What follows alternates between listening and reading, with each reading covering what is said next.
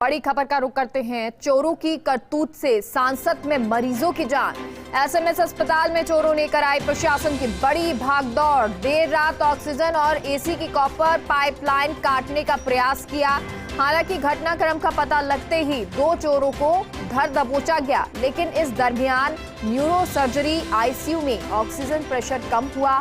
आनन फानन में वैकल्पिक व्यवस्था के तहत शुरू कराई गई ऑक्सीजन की सप्लाई, लेकिन इसके बाद कुछ एक वार्ड में देखी गई ऑक्सीजन की किल्लत। और ये ऑक्सीजन की किल्लत इसलिए क्योंकि चोरों ने चोरी की और एसएमएस अस्पताल में चोरों ने प्रशासन की भागदौड़ करवा दी। एसी की कॉपर पाइपलाइन काटने का प्रयास किया।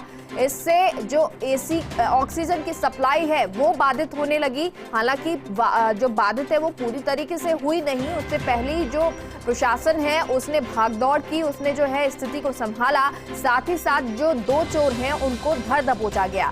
हालांकि अब ये 2 ही चोर थे या इसके अलावा और भी चोर थे, ये चोरी कर रहे थे, किस तरह से ये घुसे और जहां पर ये एसी लगे हुए हैं वहां तक ये पहुंचे कैसे, किस तरह से ये चोरी करने का प्रयास कर रहे थे, ये तमाम चीजें जो हैं वो जो 2 चोर हैं उनसे पूछताछ की जा रही है। पुलिस ने इनको पकड़ा है, लेकिन इस दौरान क्योंकि जब कॉपर चुराई जा रही थी, प्रयास किया जा रहा था, उसके कारण जो ऑक्सीजन की कमी है वो न्यूरो सर्जरी आईसीयू में नजर आने लगी। तो आनन फानन में वैकल्पिक व्यवस्था के तहत शुरू करवाई गई ऑक्सीजन सप्लाई, लेकिन इसके बाद कुछ एक वार्डों में भी ऑक्सीजन की किल्लत देखने को मिली। और हमारे साथ सहयोगी विकास जुड़ गए हैं। विकास, पूरी जानकारी दे, कौन ये चोर, कितने ये चोर थे, किस तरह से चोरी कर रहे थे?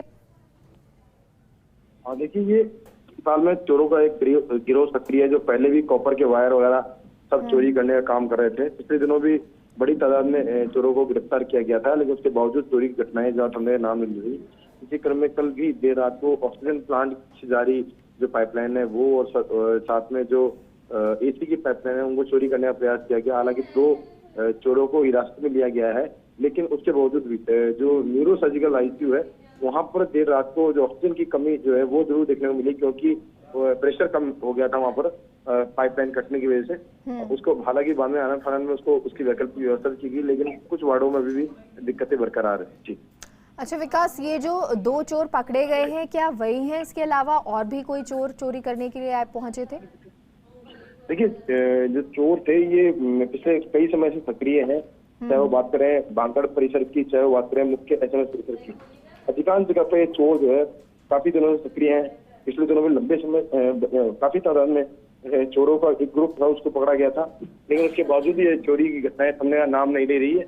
और इससे जो मॉनिटरिंग जो है उस पर भी सवाल निशान खड़े हो रहे हैं कि आखिर अस्पताल प्रशासन में इस तरह के चोर जो अगर सक्रिय हैं तो कहीं ना कहीं उस पीछे जो अंदर का स्टाफ है उसकी मिलीभगत भी सामने आ सकती है। जी विकास, सवाल ये है कि देखिए ऑक्सीजन और जो एसी की कॉपर पाइपलाइन चोरी करने की कोशिश की, ये ऐसी किस जगह पे लगी हुई थी? क्या कोई सार्वजनिक जहां पर जो आम लोग या प्रशासन की तरफ से कोई आ जा रहा था, या ऐसी जगह जहां पर पहुंचना थोड़ा मुश्किल था, लोगों की पहुंच से थोड़ी दूर थी?